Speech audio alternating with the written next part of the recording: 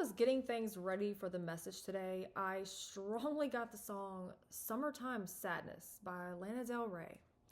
It just came out of nowhere. So I looked up the lyrics, of course, and what stood out to me was, "Think I'll miss you forever, like the stars miss the sun in the morning sky. Later's better than never, even if you're gone, I'm gonna drive." I had to look up the meaning behind the song. And honestly, I was not prepared for what I found. The song was written about a friend of hers that took their life. And I know this is a sensitive topic.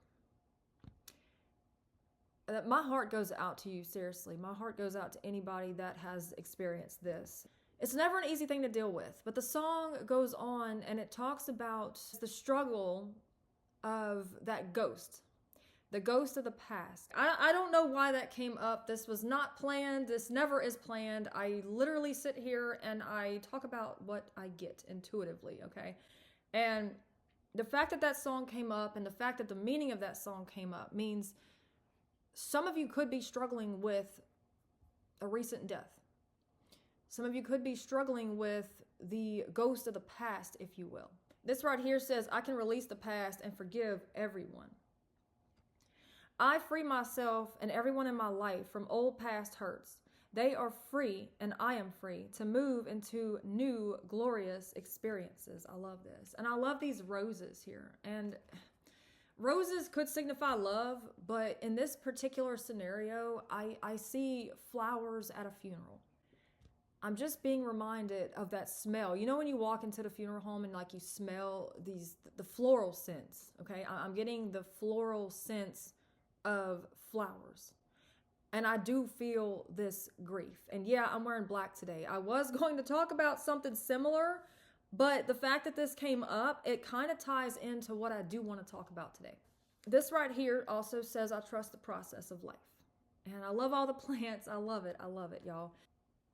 The hard times really do plant us in the ground, so to speak. There is a rhythm and flow to life, and I am part of it. Life supports me and brings to me only good and positive experiences. I trust the process of life to bring me my highest good. And I love all the flowers, y'all. I really do. I really do. Between the flowers on here, the rose on here, and the flowers on here, I love this. I'm really getting something about let the past die. But being grateful for the experiences, being grateful for the lessons, and that's not always easy. A while back, I really got into this topic of why I wear crystals.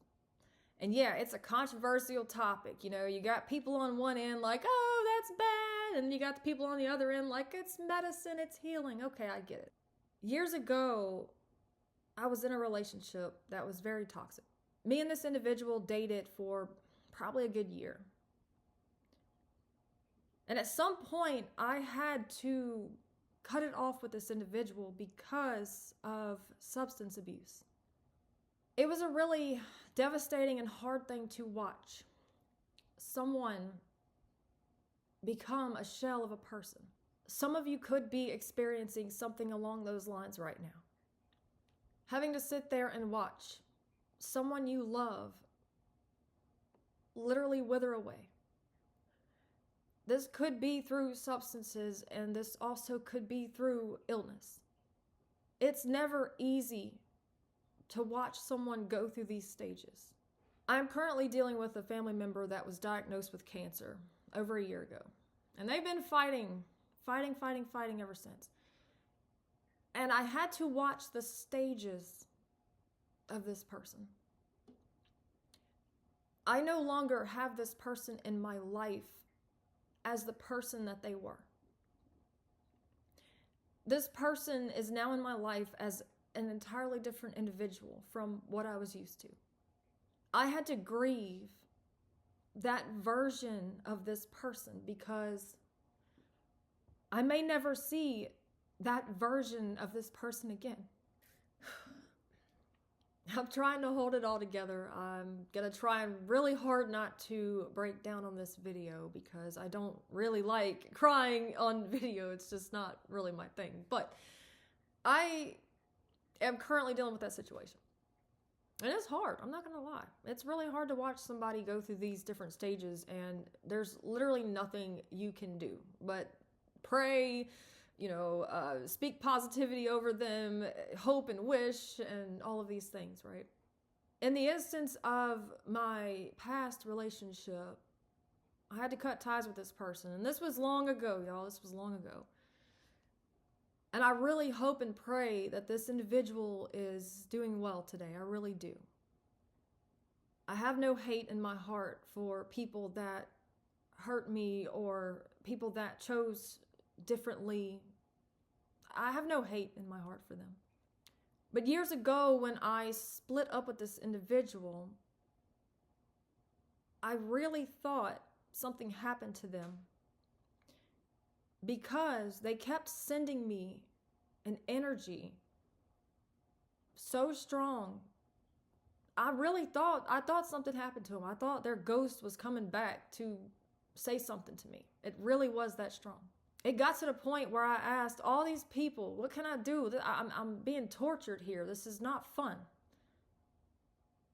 And I've gotten many, many different responses. And I've tried different things, and it just didn't seem to work. So one day I contacted a friend that lives in Florida.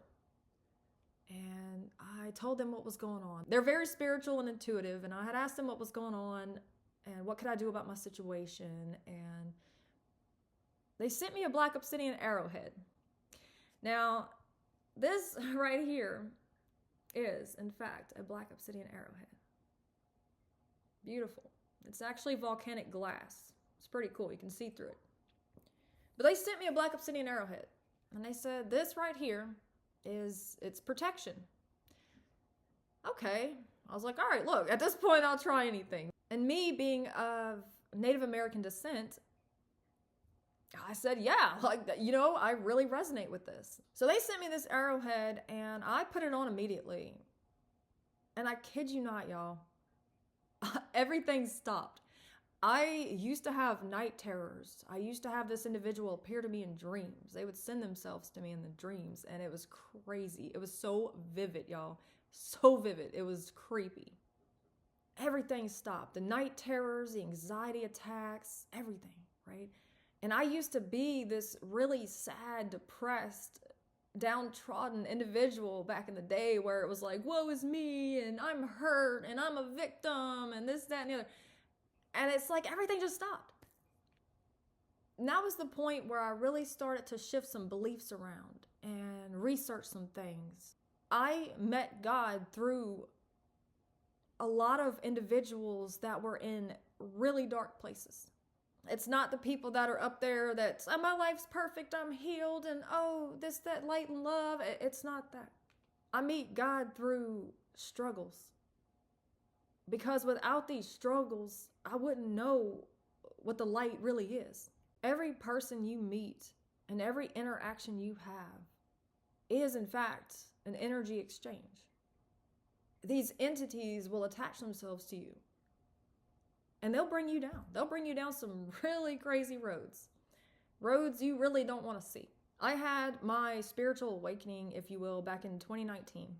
I was in a really dark place, and I really was forced to sit with my emotions, and I was sitting with my hurt and my trauma, and I really began to shift my thoughts and listen to more inspirational things and surround myself with more positivity instead of all the hate and the negativity and the fighting and just the misery. Even in the Bible, it says, guard your heart.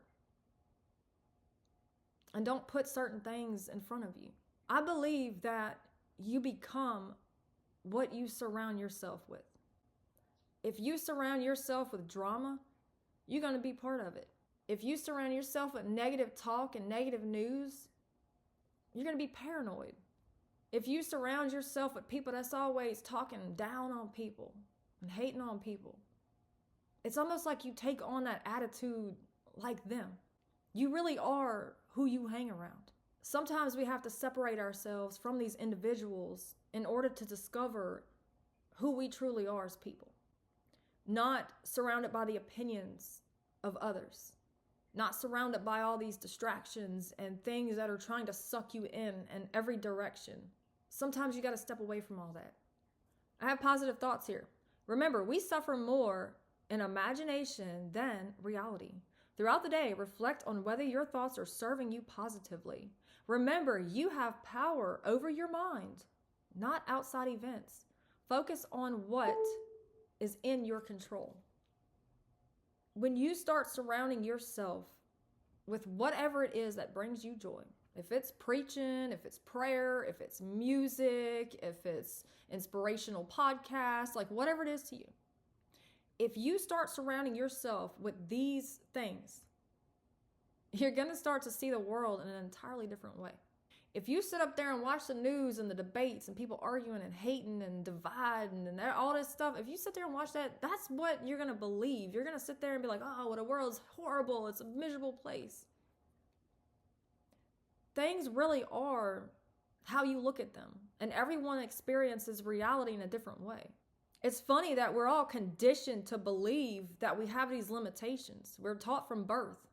And I feel some of you have this aching in your soul, like you just want to be free. You want to be set free somehow. There's a fire deep within your belly, begging to be acknowledged, begging to be released. So what is it then, dear one? What is holding you back? Go ahead. You are safe here. Throw your head back. Let the sound escape your lips. Find yourself dancing and singing, moving and racing, breaking free. Feel the wind whip through your hair, your heart beat within your chest. Feel the light pour into every cell of your body. Welcome it. Become it. There is beauty in the untamed, dear one. Come dance with it. I love this, y'all. I really do. It is madness to freak out about the future because it hasn't happened yet. It is not guaranteed. What happens if you shift your focus to the power you have in each moment?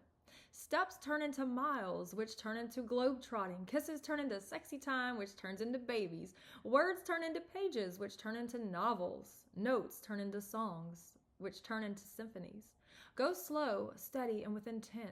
If you really understood the enormousness of your power, you wouldn't be scared of shit. It really does say that, y'all. It really does say that. I'm not joking. The magnitude of my power is always in the now. Yes, love this. Staying present, staying grounded in that moment, y'all. I'm serious. I know this is deep. I am so sorry. Some of you are fighting these really dark, heavy battles right now, and you want to give up because you feel stuck. You feel like there's no way out. Every turn you make, there's another wall. I get it. I've been there. But guess what? The walls crumble. The walls break down. They can't hold you forever, and they shouldn't.